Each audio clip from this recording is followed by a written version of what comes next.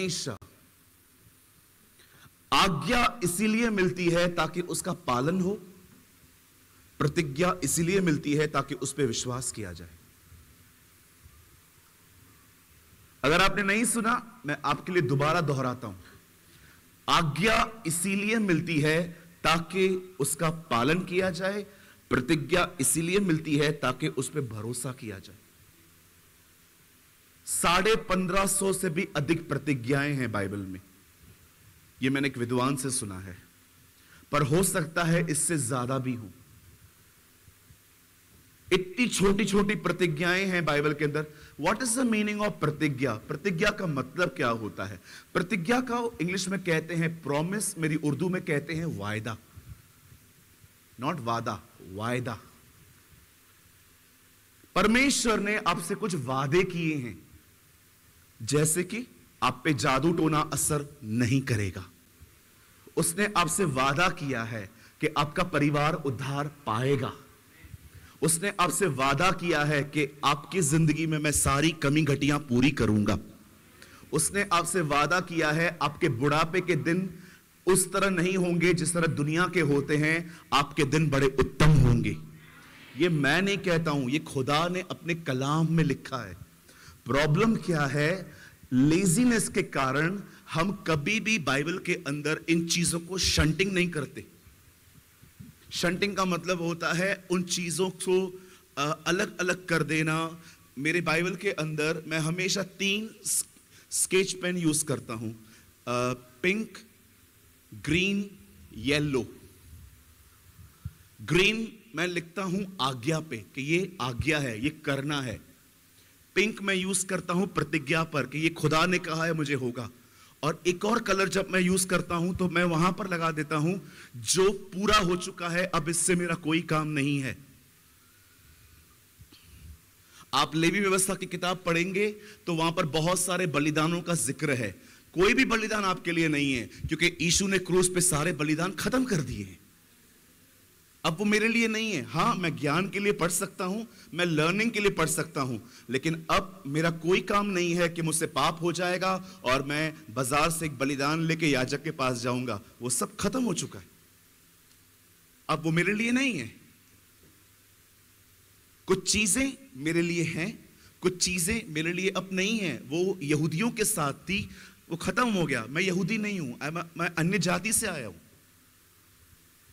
मैं हमेशा जब अपनी बाइबल को खाली एक अध्याय भी पढ़ता हूं ना, मैं उसमें से बहुत कुछ समझ लेता हूं। आज्ञा कहां है, प्रतिज्ञा कहां है, और ये कौन सा हिस्टोरिकल फैक्ट है। मैं कभी बाइबल को बीच बीच में से नहीं पढ़ता। क्या ये बीच बीच में से? जोर से बोलो, बीच बीच में से। हाँ, कुछ लोगों ने बाइबल को स्टार्टिंग से बीच बीच में से पढ़ा है, इसीलिए कभी कंप्लीट ही नहीं कर पाए। सिर्फ ऐसे पढ़ते, आज जो वचन सामने आया वो मेरे लिए होगा, तेरा सत्यानाश हो। बाइबल में ये वर्ड है, पढ़ के देखो मलाकी के अंदर, मैं पृथ्वी पर सत्यानाश करने आ रहा हूं। आप घर जाके पढ़ के देखो। कभी बाइबल को बीच बीच में से नहीं पढ़ते। इसीलिए बाइबल के विद्वानों ने बाइबल बनाते समय एक रिबन डाली, ताकि जहां भी बाइबल कंप्लीट हो आपको वहां डाल दो, अगले दिन उधर से ही पढ़ो। एक भाई को आत्महत्या करने का ख्याल आया। उसने कहा, प्रभु आज जो वचन मैंने खोला और वो निकला, वो आपका वचन होगा। प्रभु बात कर, बात कर, बात कर, बात कर, बात कर, बात कर, बात कर, जो करना है जल्दी कर। This is written in God's word. लिखा है, पढ़ के देखो। यीशु मेज पे खाना खा रहा था, प्रभु बोझ। उसने कहा, हे यहूदा, जो करना है जल्दी कर। मतलब प्रभु आपको कह रहा है सुसाइड कर। एक बहन ने कहा, प्रभु जी मुझसे बात करिए, बात करिए, बात करिए, बात करिए, बात करिए।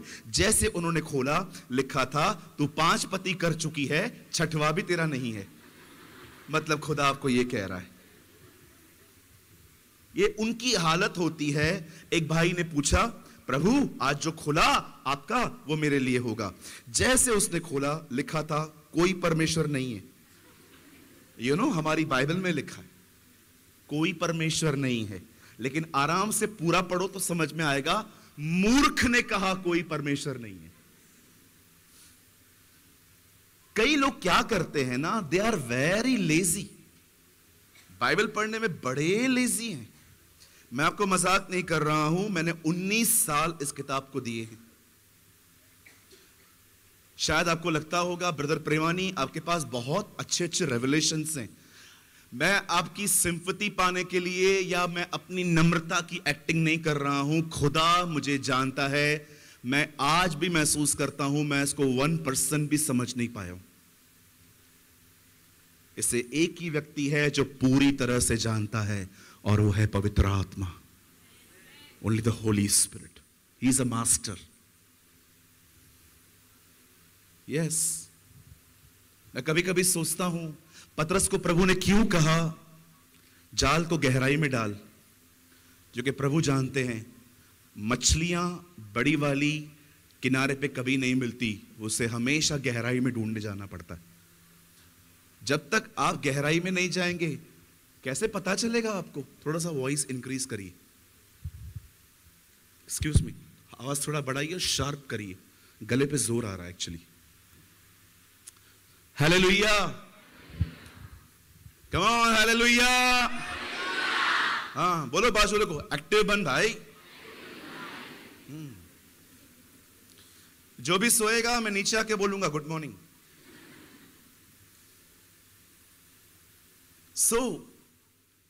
प्रतिज्ञा और आज्ञा को पहले समझिए, फिर संदेश को शुरू करेंगे हम। मैसेज अभी भी स्टार्ट नहीं हुआ है, वो होगा, पर सबसे पहले मेक इट क्लियर, इस बात को समझिए, बाइबल में प्रतिज्ञाएं हैं, आज्ञाएं हैं। आज यहां से जाओ, स्केच पेन लेके जाओ, किसी के पास जाओ, उसको बोलो मुझे वो सारे जो कलर्स आते हैं ना, 25-30 रुपए का मिलता है, उसको बोलो। और अगर आपको चाहिए तो उसको ये भी बोल सकते हो मुझे खाली 2 कलर दे दो, वो भी करते हैं बेचारे, वो ऑलरेडी धंधा नहीं है। सो आज से बाइबल के पढ़ने के तरीके बदलो, चेंज, ये बीच बीच में से पढ़ना बंद कर दो, change the way of reading, उसको बंद कर दो। मैं आपको पता है मैं क्या करता हूं, मैं सिर्फ पढ़ता हूं, मैं बाइबल अधिक नहीं पढ़ता। आपको लगता होगा मैं बहुत पढ़ता हूं, नहीं, मैं अधिक पढ़ता नहीं हूं, मैं बहुत मनन करता हूं। आप जानते हो बाइबल बहुत पढ़, ऐसी बाइबल में कोई आज्ञा नहीं है, पर सबसे ज्यादा आज्ञा है पढ़ने के बाद उसे मनन कर, रीड। क्योंकि आज से बहुत साल पहले लोगों के पास प्रिंटिंग बाइबल थी ही नहीं, वो कलीसियाओं से सुनने के बाद उसे मनन करते थे। आपको मैं हैरान करने वाली बात बताऊं, यीशु के पास खुद पुराना नियम नहीं था, वो आराधनालय में सुनने के लिए जाता था। एवरी सैटरडे फरीसियों की बोरिंग प्रीचिंग बैठ के सुनता था। कितनी बड़ी बात है ना, बाइबल का लेखक उनके बीच में बैठा करता था जिससे बाइबल लिखी है वो सुनता था। बोलो बोलो। मैंने एक दिन प्रभु से पूछा, प्रभु आप इनका बोरिंग प्रचार सुनते थे, क्या सीखते थे? धीरज बढ़ता है सूरज। Thank you. कभी कभी हम बोरिंग प्रीचर को सुनते हैं ना, उसमें भी फायदा है, पेशेंस बढ़ता है। हालेलुया। कितने लोग समझ रहे हैं? प्रभु महान है, हर जगह पे आपको प्लस में ही लेके जाता है, माइनस में लेता ही नहीं है वो आपको। अब सुनिए, प्रतिज्ञा इसीलिए मिलती है ताकि उस पर क्या किया जाए? हां,